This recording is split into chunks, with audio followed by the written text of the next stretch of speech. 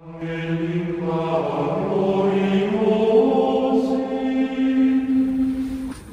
is the feast of the Nativity of the Blessed Virgin Mary, or the birth of the Blessed Virgin Mary. And it's interesting how, as human beings, we celebrate the birthdays of our loved ones, people that we care about. And why do we do this? Why do we celebrate their birthdays? I think part of it, when we think about the actual birth, when a child comes forth from the womb of her mother, it's an extremely joyous occasion for a number of reasons. The child has been safely delivered. The mother, hopefully, is safe and sound after the delivery. So that's something to rejoice in. But in the child, we see the miracle of human life. The human life that comes forth from the womb. So for 9 months, this child is growing and developing in the womb. And it's a miracle of human life. It's really quite astounding to kind of witness a birth, a newborn child. It's very, very beautiful. It's a marvel of God's creation. So as human beings, we are the highest form of animal. We are rational animals, in fact. So the miracle of life is present. And so we remember that event. We commemorate that event. We rejoice in that event. But the other reason is because this child that is born has a destiny, has a purpose. And that child will bond with his mother and father and the people in his life, his siblings and extended relatives and friends. And when we care about this person, we make the effort to note their birthdays, to celebrate their birthdays. So when we celebrate their birthdays, we honor them. We give thanks that they were born. We give thanks that they are a part of our lives. And it is also for all these reasons that we celebrate the birthday of the Blessed Virgin Mary. Normally, when we celebrate the feast of various saints, we celebrate the day on which they died. So most of the saints, we celebrate the day of their death. And that is because on the day of their death, that is the day they are born into heaven. So with a few individuals, our Lord, we celebrate his birthday. With Our Lady, we celebrate her birthday. And John the Baptist is the only saint whose birthday we celebrate next to our Lord and next to Our Lady. So today we honor Our Lady for her role in coming into this world. Everything that she would stand for, everything that she would do, is only through her that salvation was possible. Now, of course, God could have done it in different ways, but he chose Mary. And Mary had to cooperate with God's plan. Now notice in today's first reading from Paul's letter to the Romans, that there was an option of 2 first readings, but I chose this letter from Paul to the Romans. And it mentions that for those whom he foreknew, for those whom God foreknew, he also predestined to be conformed to the image of his Son, in order that he might be the firstborn among many brothers and sisters. And those whom he predestined, he also called. And those whom he called, he also justified. And those whom he justified, he also glorified. So yes, this passage can definitely be applied to Our Lady. So God had foreknown her, God had predestined her, God had justified her, God had glorified her. But what does it mean when it says that God, whom he foreknew? Some people of other religions who believe in a pre-existence say, well, the only way God could have known that is if we already existed prior to being born in this world. So the Latter-day Saints actually believe that they have a pre-existence, they're sent down into human bodies, their memory is totally erased, which is nonsense, and they get a human body, they live in this physical world. So for God to foreknow, you see, God knows all things. God is infinite, God is eternal, he's outside of time. So all of time is present to God all at once, which is hard for us to grasp. So when it says God foreknew us, he knew us even before he formed us. There's a beautiful passage, I knew you before I formed you. I think it's from Jeremiah, but I'm not sure. Anyways, the point I'm trying to make is that, yes, this applies to Our Lady, but it also applies to each one of us. So even if we weren't to be justified, God would still foreknow us. us. God knows every human being. In fact, God knows how many hairs we have on our head. And imagine trying to count somebody's hairs. Like, it would be extremely difficult to do that. So God knew us before we were formed. And God has a purpose and a plan for each and every one of us, and we are called to cooperate with that plan. But it mentions predestined. And those whom he predestined, he also called, and then justified, and then glorified. So predestination, the issue of predestination. What do Catholics believe about predestination? Yes, we believe that certain individuals are predestined, such as the Blessed Virgin Mary. What was she predestined to do, to be? To be the mother of the Messiah. So God had justified her, at the very first moment of her conception, when she was free from all stain of sin. So God had to give her special grace for this task that she would be required to undertake. But she still had to cooperate with God. So she still had free will. So we believe that God gives more graces to certain individuals. In other words, God predestines them to take on certain roles in the church. But there is no guarantee that those individuals will do what God asks them to do. They must cooperate with the grace of God. Think, for example, of the 12 apostles. All of them were predestined.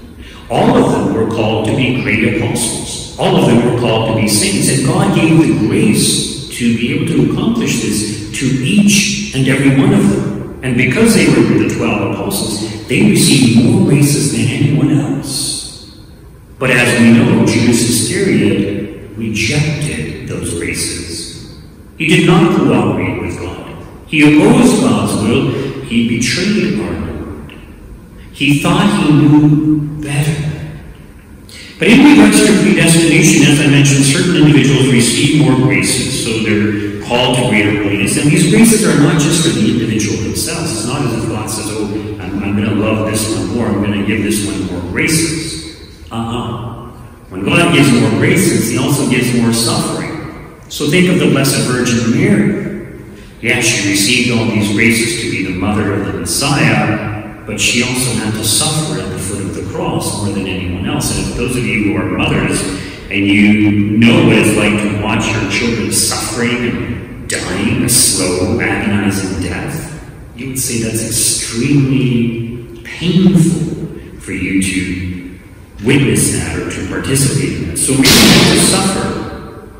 And so when God gives graces, it's not just for the individual, but for everyone else. So God called Mary not just to be the mother of the Messiah, but to be the mother of all of us. So the graces that she received will benefit all of us, because we can look to her as our spiritual mother, and she can distribute those graces that God has given to her. But also, the graces of God continue to come through her in the same way that Christ came through her. In regards to predestination, the question that often arises is, well, am I predestined or not?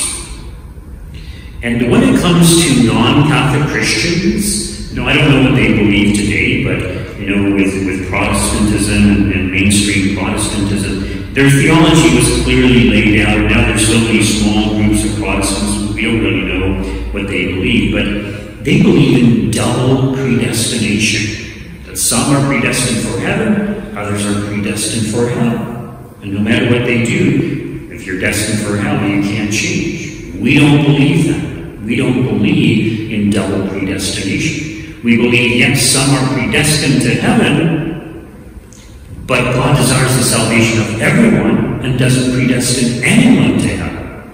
So God gives sufficient grace to each and every human being. So no one would say, oh, well, I didn't receive any graces. This is unjust. It would be unjust on the part of God to, do this. So God must give sufficient grace to everyone else.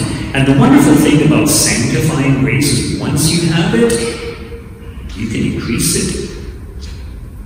So the more you make the effort to practice your faith, to live the way that God calls you to, you just grow in grace. So the reality is that every human being can become a great saint, provided they make the effort. So it all just depends upon us, how much effort we're going to make.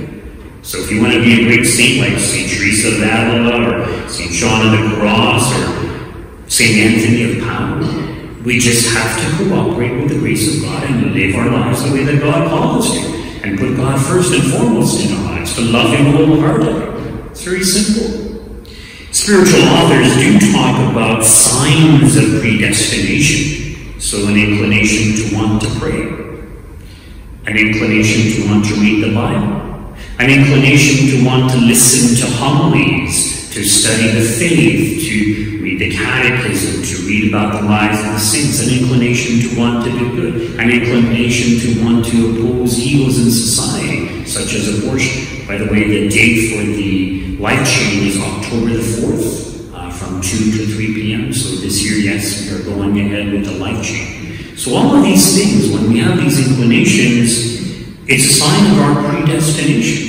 Now somebody might say, well, Father, I don't have all these signs, I don't have these inclinations. You can acquire them. So just because you don't have these inclinations now, doesn't mean that you can't acquire them. This is very interesting.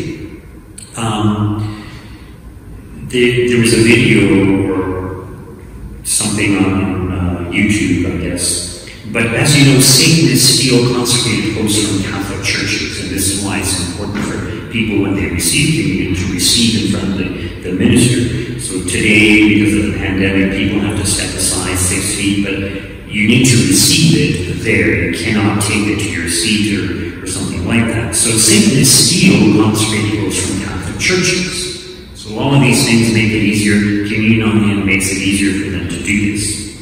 And sometimes people will sell consecrated hosts on the internet, on whatever, websites that sell things. And a Satanist knows a consecrated host from other hosts. So they did a kind of experiment. They put, 10 altar breads in front of a Satanist, and one of them was a consecrated host, truly the body, blood, soul, and divinity of Jesus Christ. So it had been stolen from the Catholic Church. And the Satanist, no matter how many times he did this with the Satanist, every time he would be able to point to the one that was the consecrated host. And they asked him, well, how did you know that that was the consecrated host? And he said, because I felt intense hatred for that host. He hates God. Satan hates God. Satanists hate God. And when you hate God, you're going to hate homilies, you're going to hate the Bible, you're going to hate everything that has to do with God, including prayer. And why do I bring this up? The reason I bring this up is because I know of a family, and in this family, one of the children in this family, they have a number of children, is into Harry Potter, the Harry Potter books. And a lot of official exorcists have warned against the Harry Potter books because it's real magic in there. It's not just make believe. So it's real magic. And the danger is that children kind of expose themselves to the diabolical by playing games of magic, pretending to be witches and pretending to do spells or incantations. So out of all the children in this family, the one who's really into these Harry Potter books doesn't come to church. Or hasn't come to church. She started coming recently. I spoke to her, but she hasn't been coming to church. And it's kind of like, I'm thinking, well, why? Why do you have an aversion to church? So, when persons have an aversion to the holy, there's something wrong there. People who are possessed, they cannot stand holy things. When you sprinkle them with holy water, they scream in pain. So the reality is, if we now, or if any of you out there, have an aversion to holy things, to saying your prayers or doing the things that you're supposed to do as a good Catholic, as a good Christian, you need to ask the question, why? Why is that? Am I sort of committing sins and not confessing them? Am I in a state of moral sin even? Am I too far from the ways of God? Am I headed in the wrong direction? It's something that we really need to consider, or people should consider, because now is the time when you can change. The grace of God is there for all of us, but we must avail ourselves of those graces. I would say that one of the greatest signs of predestination is a devotion to our Eucharistic Lord, truly present in the Eucharist. We love Him. Satan is hated. The other sign of true predestination is a love of the Blessed Virgin Mary. Many saints, St. John Bosco in particular, he's had that vision near the end times, the boat battered on the waves symbolizing the church until it is anchored to the two pillars, and on top of one pillar is the Eucharist, and on top of the other is the Blessed Virgin Mary, indicating that it is only by having a great devotion to these two things, to our Eucharistic Lord and to the Blessed Virgin Mary, that we can be saved and be secure in the trials and tribulations that we have to face on a daily basis. So let us honor Our Lady as we celebrate her birthday. I also wanted to mention the Legion of Mary. They put a statue in the foyer also. There's one over here for us to venerate Our Lady. But on your way out, they're going to provide some snacks if you want. They also have some very small miraculous medals, maybe some rosaries for some of you who may not have these things. That's another sign of predestination, a love of the rosary, a willingness to pray the rosary on a daily basis. So let's do what we can to ensure that we are on the right path, that we have the signs of predestination in our lives,